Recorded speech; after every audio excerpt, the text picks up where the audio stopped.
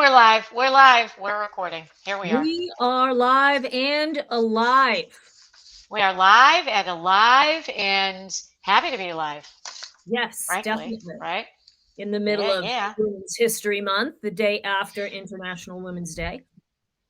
The day after International Women's Day. So if I sound a little edgy, it's because I just knocked my vase with all. Is it vase or vase, Beth? I say vase. Oh, I I'd like to change it up. Sometimes I say vase, sometimes I say vase. Irregardless, And you can. or You oh, can good to say know. it either way. You can Okay. say, potato or potato. I think if you're if you grew up in America and you say potato, I'm gonna think maybe you have some maybe you have some image Issues? issues. But anyway, yeah. Okay. Here's the scoop, y'all. We are on the tail end of International Women's Week. This will get aired the week after, and that's why I might sound a little hoarse or a little less energetic than usual. It was a very fine and very rigorous week. And I left Beth a message this morning and said, "Hey, Beth, something really stuck with me having spoken and trained over 1,000 women this week. And I want to change it up and see if you'd be open to talking about this on the podcast." So, what was her reaction? Beth, what was your reaction? Heck yeah. Heck yeah! Ah! So here's do you mind if I tee it up? You can tee up the next one. That's okay. You can tee it up. Go ahead. Okay, cool. So, and I'm gonna give you a little trigger alert, a warning alert, spoiler alert. I got choked up twice this past week because of this, and it was really remarkable. So I was on a live LinkedIn Live podcast, which, by the way, Podsters, we're going to start doing LinkedIn Live. I know we keep saying that, but we really are going to start doing it. So I was on this live with Kwame Christian. The name of his company is called American Negotiation Institute. And so if you're on LinkedIn, go to his page, go to events, and you'll see this. If you click on events, you'll see this LinkedIn Live, which is a live recording of his podcast. And he's also a great guy, and it's great material, all of it, not just mine. Anywho, so we go on LinkedIn Live, and one of the things I loved about it was that we were able to interact live, thus LinkedIn Live, with the audience. So I said to myself, I really need to recommit to LinkedIn Live. So I think we're going to recommit to that. And by the way, Beth has a very nice necklace on today, everyone. So in other news, I'm on the LinkedIn Live, and one of the things I do, and we've talked about it on this podcast before, is talk about we all have baggage, and we all have baggage that we take with us wherever we go. And I'm talking about emotional baggage or spiritual baggage or whatever you want to call it. So on this podcast, there was probably about 200 people on this LinkedIn Live. Yeah, I said to the group, I'd like to ask you to throw your comments in the chat as to what you have been told or what has been said to you in the past that now makes you less likely to speak up. And the chat blew up. All kinds of things. You're too much. You're bossy. You're too ambitious. You're a lot. Beth, what are some of the ones that you've heard? Not necessarily about you, but some of the ones like. I like when people use the word overbearing.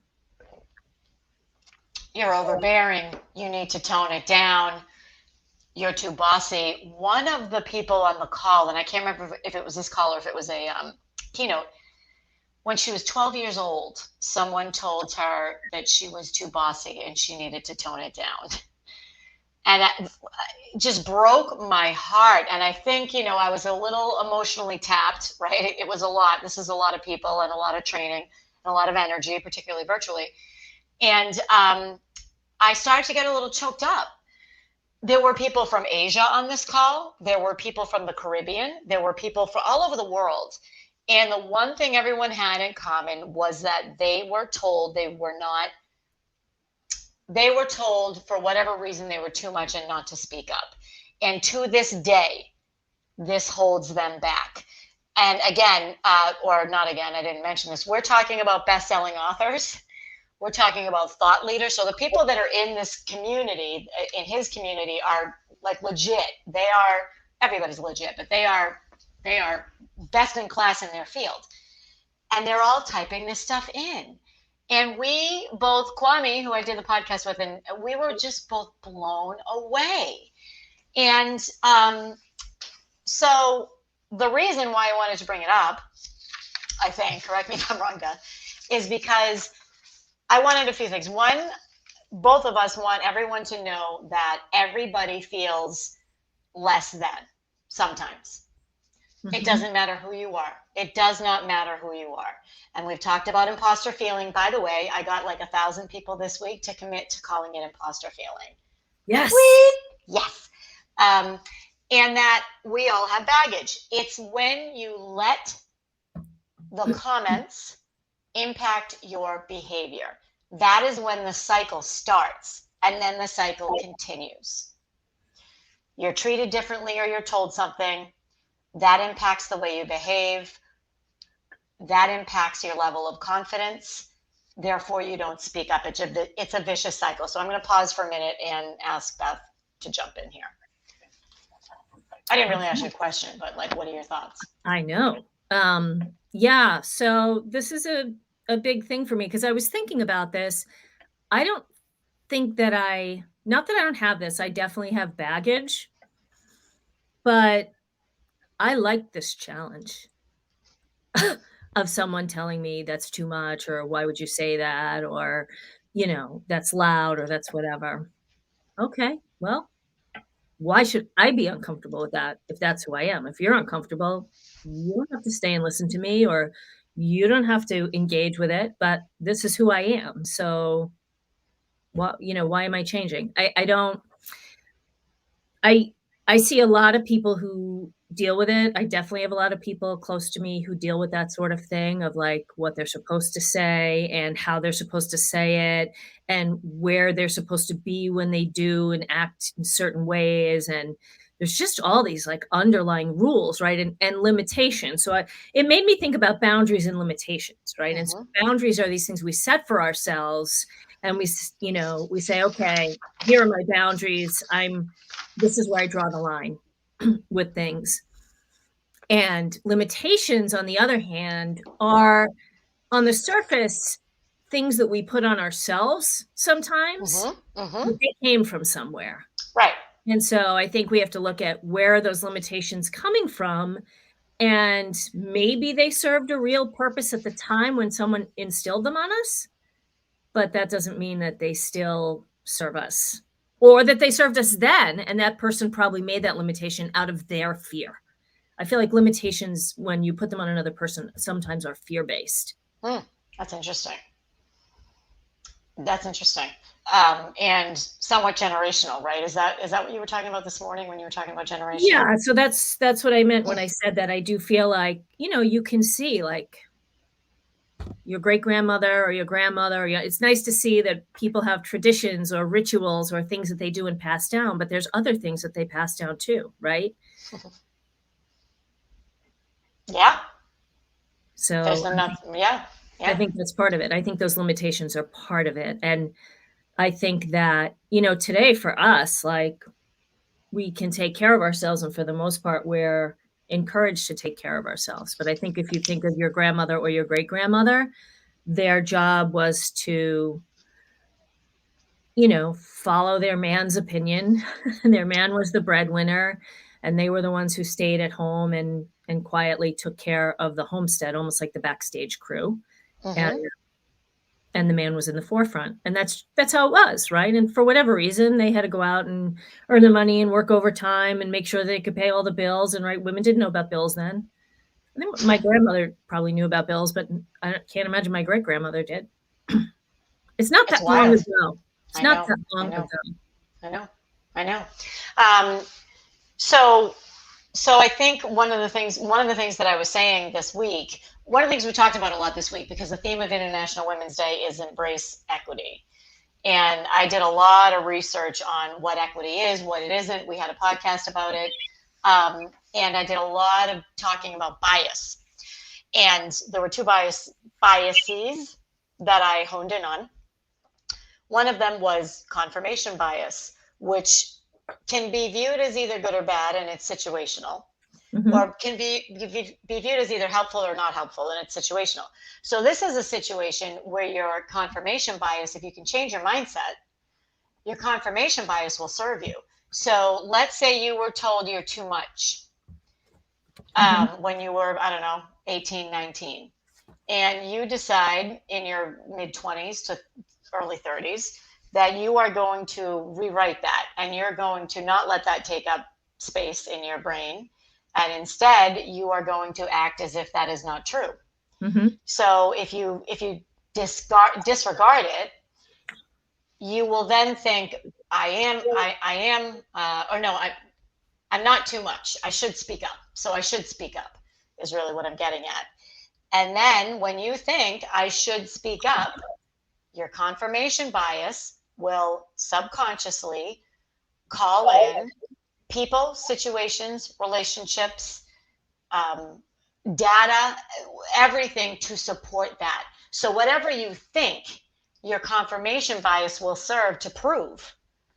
So if you change what you think, which you're in charge of what you think about. No one else is in charge of what you think about. No one.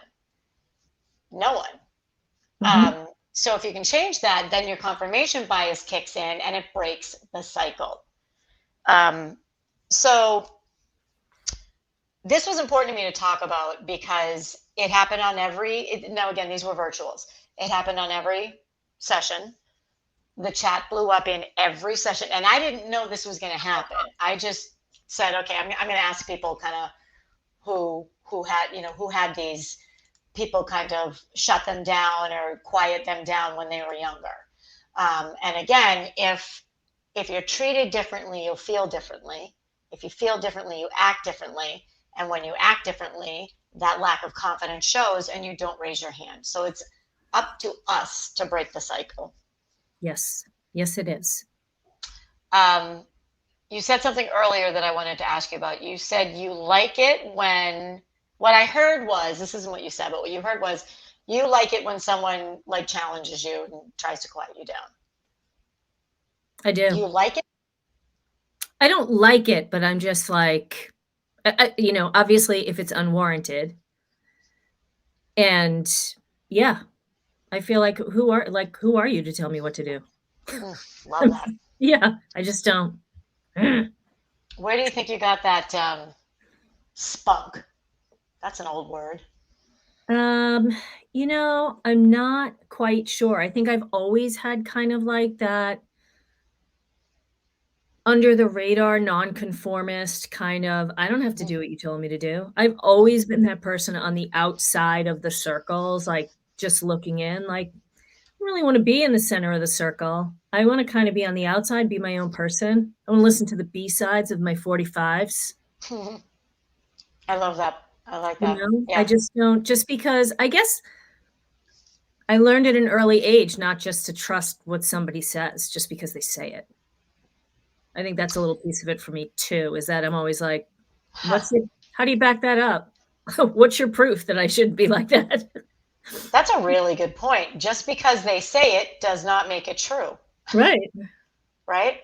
Even Yes. if it's your parents or your, whoever raised you or somebody that you trust, or even if it's your spouse or a teacher. I mean, there were examples from all kinds of, there was example from teachers, there was examples from parents, aunts, grandmothers, grandfathers, Yeah. spouses. It was wild. It was really, really wild. It was really wild. It's Yeah. crazy. That must have been, I could see why you got choked up over that.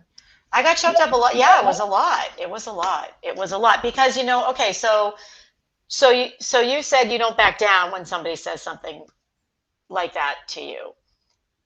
Do you think it ever affects your willingness to speak up?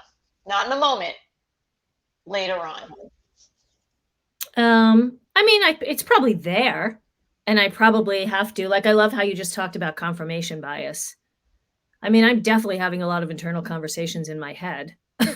You know, if I feel a certain way, like, "Oh, well, was I really loud? Was I obnoxious? Was I too direct? Was I whatever?" And then I'm like, it could take me a few minutes, but then I'm like, "You know what? This is who I am." Hmm. And I mean, I feel like I go through this with my clients, true, right? Like, because many times they'll say, "Well, I'm afraid to say this because, what if some people don't like it?" Great, let them get out of the way, right? So that the people who wanna hear you in the back can get closer to the front. Like, I'm not saying it's not challenging, but there's a part of me that knows factually that's the right thing to do. That it could be a little, make me a little bit nervous, but I know that if I do it, it's a right thing to do. Otherwise, you find yourself, like, stuck around a bunch of people that don't really make you feel great about yourself or great about what you do, and they get in the way of what you're capable of. Hmm. Absolutely, totally agree. So, one of the things that I did a lot of this week was talk about how to kind of reframe that, or not reframe, because you really can't reframe it when somebody says something like that, or how do you not let that stop you? So, and I'm trying to think of a real life example from me. Yeah, so I'm going to go with I have what I think is a pretty good example. So I used to think that my energy was, I'm a very high energy person. I used to think that was a bad thing. And I can't tie it back to one particular person or reason or moment in time. But I'm sure that someone somewhere or many people said, you're too high energy or tap down that energy, whatever. I now know that that energy is what makes me a successful public speaker. And that energy is what makes me able to bring people along with ideas. But it wasn't until, I would say it wasn't until maybe the last 5 or 10 years, 5 years maybe, that I was able to realize that. And Mhm. I don't even know that it was a conscious thing. So I think what I'm saying is to everyone listening, think about what your it factor is. And if your it factor, or if what makes you you is something that in the past you've been told you should tamp down, whatever that may be, then it's your choice to either accept it and let it take up headspace, or not. And I would say not. Like this is you can change this at any time. Just stop stop letting it occupy space in your brain. And Mhm. when you do that, what will occupy space in your brain is that the flip of whatever that is, and then you will call in, like with the confirmation bias. This is a great example. So when I started to realize that my energy was not a negative and was in fact part of my it factor, and I say that because I don't love superpower. So if anybody has any other suggestions, I welcome that. So what makes me unique? Um, when I realized that, that's when I started really amping up my public speaking. And that's when I really started to step into my strengths and who I am and what I should be doing. And then my whole life came together. So I think that's what I wanted to make sure that we got out into the world this week. Yeah, yeah. And what this makes me think of too is that, when kids are little and they do things that you don't expect them to do, like throw constant temper tantrums or Hmm.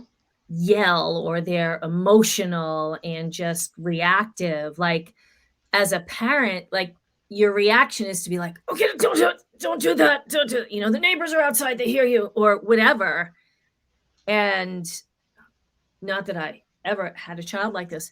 I did I No. did, like, after a while, I would say to myself, like, "This is who this child is, like, this is how they react emotionally," and, it came to a point where this child would say, "Why do I cry so much, and why do I cry so easily, and why do I" and I would say, "You know what? You are passionate and you are sensitive, and Hmm. as you get older, you're going to learn how to use this to your benefit." But I Hmm. think that's a hard thing, you know? Right. Right. It's hard to teach and let go of the fact that, because parents are being judged all the time, women are being judged all the time, and you're just worried about being judged. And I'd be like, guess what? I mean, I had one time this child like break down on an airplane flight, and somebody leaned over to me and said, "What are you going to do about that?" I said, "You want to give it a shot?" This was your kid? Uh-huh.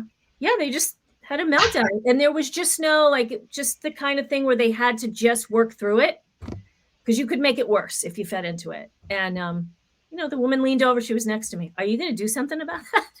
And I Oh, said, you want to jump in? I welcome. Yeah, thank you for the feedback. I welcome any suggestions. Thank you for your unsolicited feedback. We Yeah, haven't aired that one yet. I don't think we've aired that one yet, Podsters, but that's coming. That's going to be yeah, a good one. but it was Yeah. like, listen, I'm doing the best I can here, but like that's who that child was, and it's so serving that child today. Yeah, when you brought up the I'm looking for, I saved something that I read about and I'm not the expert by any means. When your child acts out, it's your child's way of telling you that they need you. Yeah, So, right? Like that just the way this was said really really hit me. Like they're not trying to throw a tantrum and be obnoxious. This is their way of telling you, I need to connect with you. We need to connect. And I was like, wow, that's a really interesting yeah. point of No, view. teenagers like to do it to be obnoxious, but Of little kids course. they do it Yes. to get your Yeah. attention because they need Right. you. Right. Wild. I never even thought about that. I can't find it, of course. Okay, so how about so for do you have any tips besides what I Well, yeah, so I feel like, if you're like looking to get to your next level or even just to feel comfortable in the level that you're at, and these are the type of things that are pulling you back, if you haven't done some sort of exploratory deep work at this point, like you might want to think about it, you know? If it's something you've been carrying in the back of your mind for 20 or 30 years, like, and it's getting in your way, you don't deserve to have to deal with that or carry it around, right? We talked about this being baggage and like how heavy of a bag are you going to keep dragging through life? hmm It's hmm what are we afraid of to cut the ties with those beliefs? I love that. I love that. I love that. And I wonder if I'm trying to write this down and talk at the same time. Mhm. What are we afraid of? What are we afraid is going to happen if we cut out these beliefs, right? Yep. Well, so I think it's who we think we are. Yep. So if I don't believe that, well, then I got to go figure out what I really am, Right. and then I'm vulnerable. Right. It's a lot And safer. Yeah, go ahead. will I still be able to be connected to the person who fed me this belief? Right? Because we have plenty of people around us that we love. Just because they had a belief that they embedded in us that's not working for us doesn't mean we're not gonna love them anymore. But are they gonna love us, right? I should have gone to school for psychology.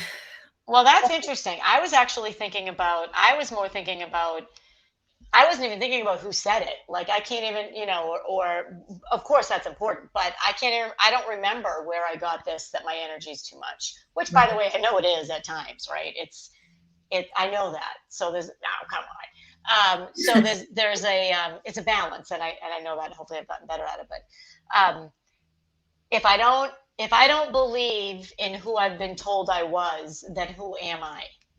And that's very scary. Yeah, That's very scary. That's actually a really good point. I bet that's why a lot of people right. Say that don't. again. Let's say that again for the podsters, Nance.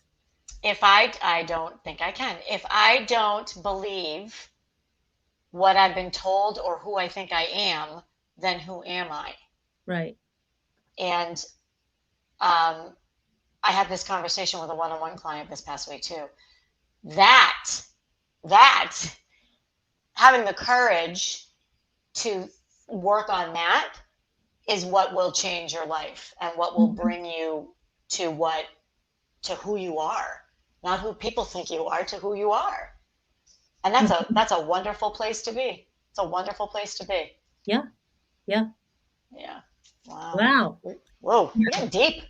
Yeah, so I'd say, Talk to somebody, coach, therapist, journal it out, people, pen and paper, the answer to a lot of things. Or, you know, your personal tribe, personal board of directors, someone in there that you really feel like you can be raw and open with, safe with, your partner, Yeah. Oops, sorry. Go ahead. What? your partner, whoever you Yeah. feel safe with talking about that. And if you don't feel safe talking with someone about it, which is highly possible, Mm-hmm. so Beth likes to Beth journals. I don't journal as much as I used to. I voice journal like a mother. There are so many notes on my phone, voice notes. And it's interesting because when I go back and play them, I can hear my tone and I can hear what's going on with me when I say it. So Mm-hmm. it's really interesting. So if you want to explore this and you don't feel comfortable, or sometimes you just don't know what to say. You don't know how to articulate what it is that you want to Right. say it to yourself. Leave yourself a voice recording. Exactly. Talk to All right. yourself. I talk to myself all day long. All day, all day, and Yep. it's great. Yes. um well, that was a good one, Beth. I like it. I like I it. like it too. I like it too. um so yeah, I think this will probably be the last. Well, it might be the last one we air in March. So more lessons from International Women's Day and Women's Week are coming. We Mhm. have some pretty cool episodes coming up. Our creative thinking is on fire. Yeah. Yeah. Hit us up. So, well, by the way, a quick shout out to those people who commented in the chat. So, if Yeah. you are with Heineken, or if you are with Point Click Care, or if you are with the American Negotiation Institute, if you were on that podcast, because all of these people um, spoke up. And of course, if you're with Dentsply Sirona, which is a I think it's medical device based in the UK. Thank you all for doing that and for putting those comments in, because it was something. It was really something. I Mm. think that's why I'm so monotone. Like, of course, I'm tired, but I think I'm just emotionally spent. Yeah. Yeah, You're shook. I'm shook. I'm shook. Okay, so anything else, Beth? I don't think so. I think All we're right. good. Great. We have links on how to reach us. Please shoot us a note, everyone. Please, please, please. We'd love to hear from you. We record these, they go out in the ether. Are people listening? Are they not? We look at metrics. We don't know. Let us know. Let us know what resonates. Absolutely. And connect with us on the socials, LinkedIn, Instagram, and let us know, hey, I listened to your podcast. I'd love to connect. Then we know how you found us. Exactly. All right. We are off for now, but not for good. All right. Bye bye. Yeah.